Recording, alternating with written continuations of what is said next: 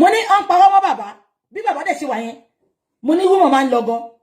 Money, we have a lot of gullible followers, gullible people. Sorry, followers because we have a lot of gullible people on social media. Ibi tó ma dari wọ́n sí ni. Àbí kò yé yín. Money now. Wọ́n ti parọ́ mọ́ bàbá yìí. Àwọn tó bá wo bàbá yìí, wọ́n máa kẹ́ àwọn ìgbà àwọn tó fẹ́ help wọn, wọ́n tún kẹ́yìn sí wọn. Money, I want bàbá to debunk some things. Ipe mo fẹ́ pè wọ́n. Uncle bá pè bàbá, a bá ṣe three-way call. Èmi àti bàbá ti sọ̀rọ̀. Ọlọ́run. Bàbá lóhun ti gbọ́. Ìgbà tí wá ṣe show, ṣé rántí tí mò ń pè bàbá. Tó ríngì bàbá bá tún gbé. Bí ṣe ní kẹ́ hold on fún mi ni mo bá pè ẹ̀gbọ́n wọn. Ipe ẹ pé bàbá mo ti ń pè wọ́n. Tó ma dé fẹ́ gbé come on worry. Má ṣe chat mi mo ní content, má ṣe nǹkan tó wù mí á lọ. Ṣó yé yín? Wọ́n bá pè bàbá. Bàbá wọn ti ń pè yín. Bàbá ṣá gbé. Ṣé gbogbo yín rántí Yeye Judy, king of remembering online. Yeye Judy confirm. Ṣé gbogbo yín rántí ìgbà tí mo pè bàbá. Ṣé wọ́n ti pé call wọlé ìgbà tí bàbá ń sọ̀rọ̀ lọ. Tí bàbá ní call ti wọlé jẹ́ sáré gbé. Ṣé gbogbo yín rántí? Ẹ bá mi tumble ṣe bá rántí. Tí mo fi sọ fún bàbá pé ẹ fi call yẹn sílẹ̀.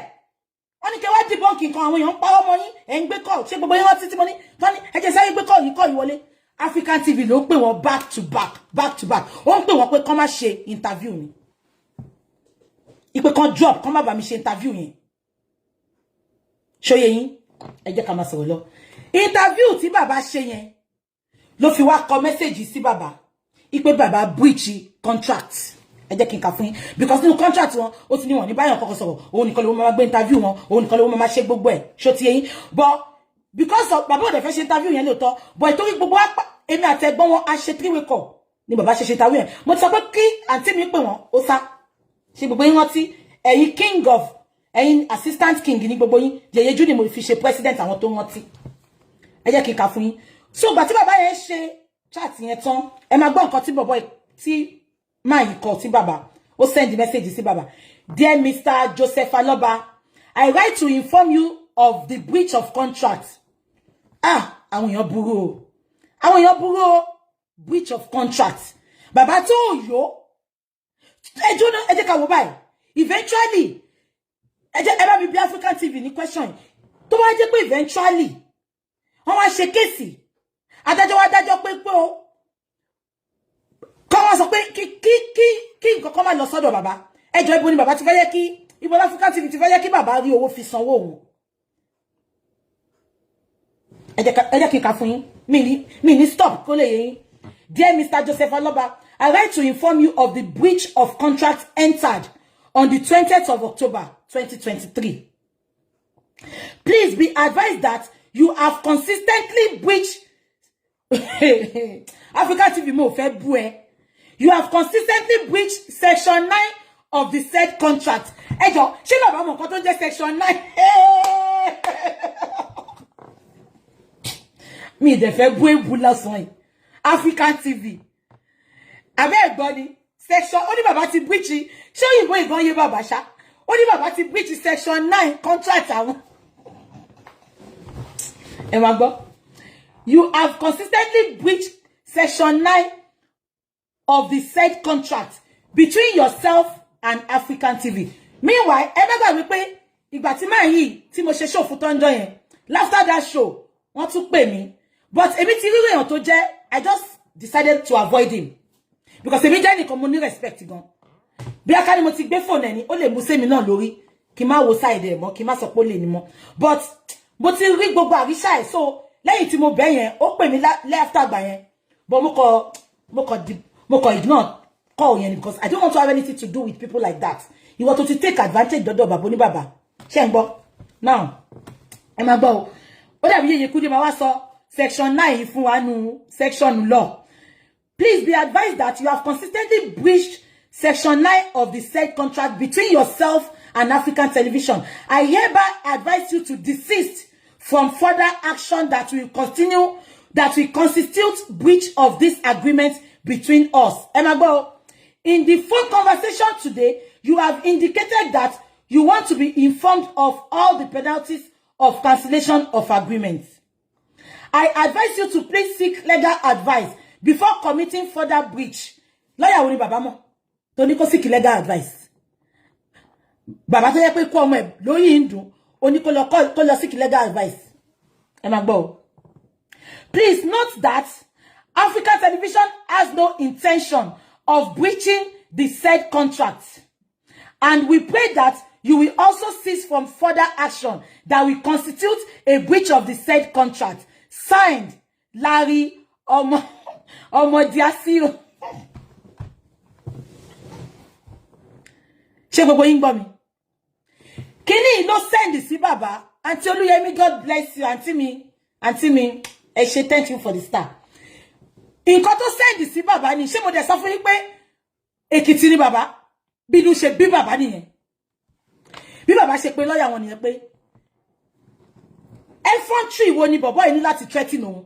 Ó fóun lówó, òun ò jẹ́ inú owó ẹ̀, òun ò tí fún ẹ lówó.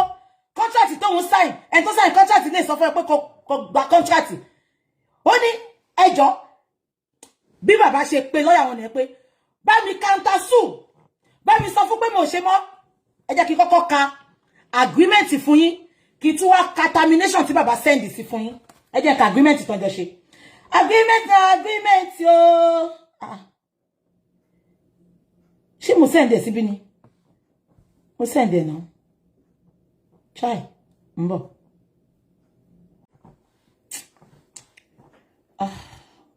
Ṣé ra àwọn cam scanner yìí?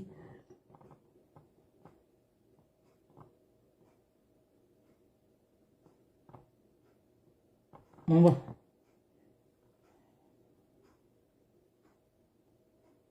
No, èyí tó fi debunk, tó fi lé wọn dànù ni.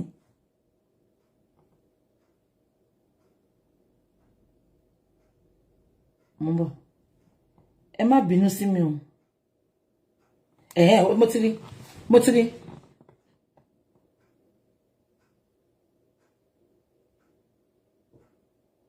Ẹ jẹ́ kí ká fún yín. Agreement o. Ó ní memorandum of understanding between African Television having his business address at African Television headquarters, mo fẹ́ sọ address of Westminster, ṣé London ló ń gbé ni, and Mr. Joseph Aloba, on the address Mr. Aloba now, whereas Mr. Joseph Aloba is the father of the late singer Mohbad. The son of Mohbad Aloba is deceased under suspicious circumstances. Mr. Aloba desires a corporate social responsibility support from individual and organization. Chengbo. African Television, hereby referred to as AFTV, is established in the Netherlands in 2000. African Television and Mr. Joseph Aloba recognize each other as official partner in a corporate social responsibility engagement. Agreement 1 year. African Television and Mr. Aloba are willing to cooperate. Both parties have reached the following understanding. Agreement to just sign here. Baba ada fún o, àbúrò mi dúró. Baba ò understanding. Very short memorandum. Ẹ bá mi pè Láyé Wàsábì. Òun ló máa counter sue wọn. Gbogbo agreement nìyẹn. Now, ẹ jẹ́ kí wá kà fún yín. Agreement tó ń halẹ̀ mọ́ bàbá fún nìyẹn o. Ipe bàbá agreement jẹ́. So, ìgbà tó send message sí bàbá pé bàbá tí breach agreement yẹn dẹ̀ ní pé kí bàbá má grant interview pẹ̀lú anybody. That is, ìyẹn ló ń dùn jù. Ṣó ti yé yín. Meanwhile, gbogbo nǹkan tó mú sí bàbá lórí. Ó fẹ́ lọ kọ́ memorial in the name of Aloba. Ó máa wá jẹ́ ilẹ̀. Ó ṣe fẹ́ lọ kọ́ nǹkan kan fún Aloba, ó fẹ́ lọ ṣe gbogbo nǹkan. Ṣé mo ó ṣe ti mú sí bàbá lórí gan. Ẹ jẹ́ kí n kúrò ńbẹ̀ mi fẹ́ pẹ́. Now ẹ jẹ́ kí n wá ka èyí tó fi jáwèé fún. Mo ń bọ̀.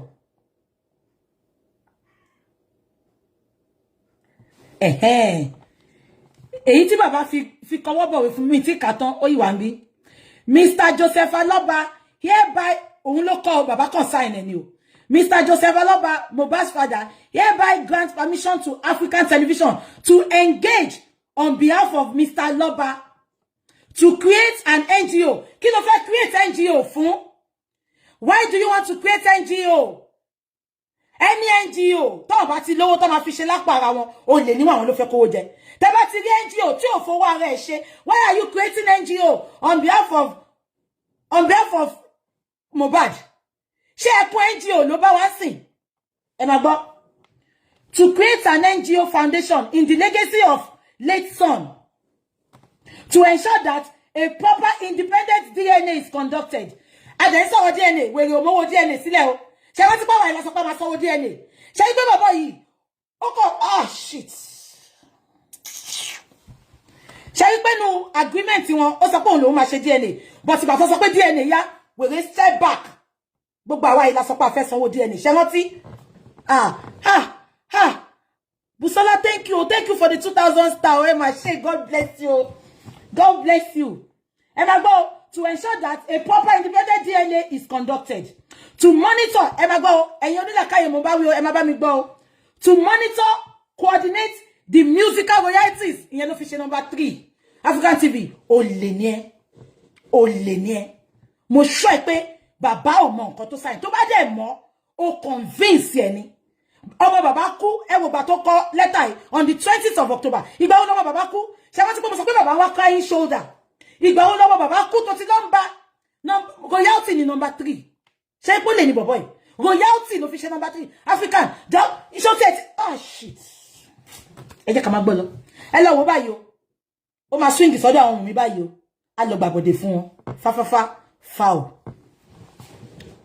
To monitor, coordinate the musical royalties of the deceased in partnership of David Fadile to follow up on the contract between Mohbad and Malian Records. Wo Naira Marley afibon fọ́ ojú ìyá ẹ̀ ni àwọn ṣe ń gbọ́ ó fẹ́ follow up gbogbo nǹkan tó kù lọ́wọ́ Naira Marley record ṣé ipò lè dìbò hey Ọlọ́run oh Uncle Lanre Dayo, thank you so much. God bless you. Gbogbo ẹ̀yin tẹ́ fún mi stars, God bless you. Ẹ̀yin tẹ́ dẹ̀ fún mi náà Ọlọ́run bá mi pèsè fún yín lórúkọ Jésù. I appreciate you all.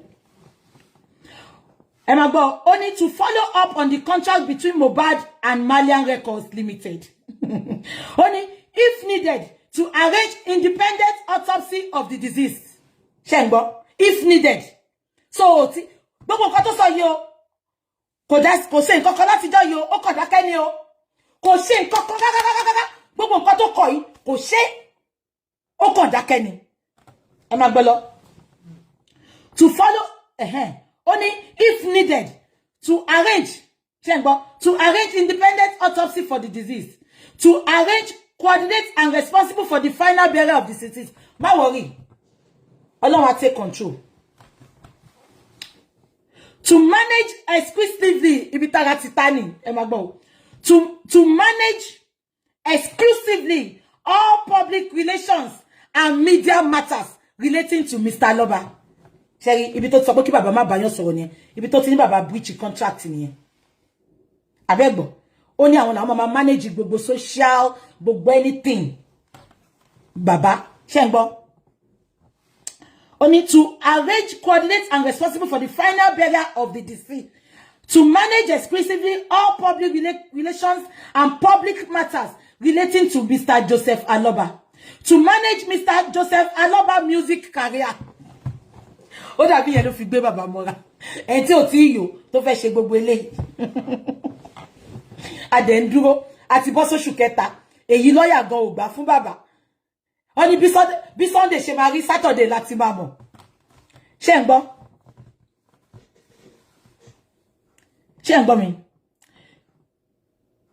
ó wá dárúkọ lọ́yà yẹn ìpè lọ́yà yẹn ó wá kọ síbí Mr. Kiriko ó dákọ lọ́yà yẹn the retained solicitor of Mr. Aloba shall represent the NGO foundation. Ó ní lọ́yà tí bàbá ń lò sí òun ló máa represent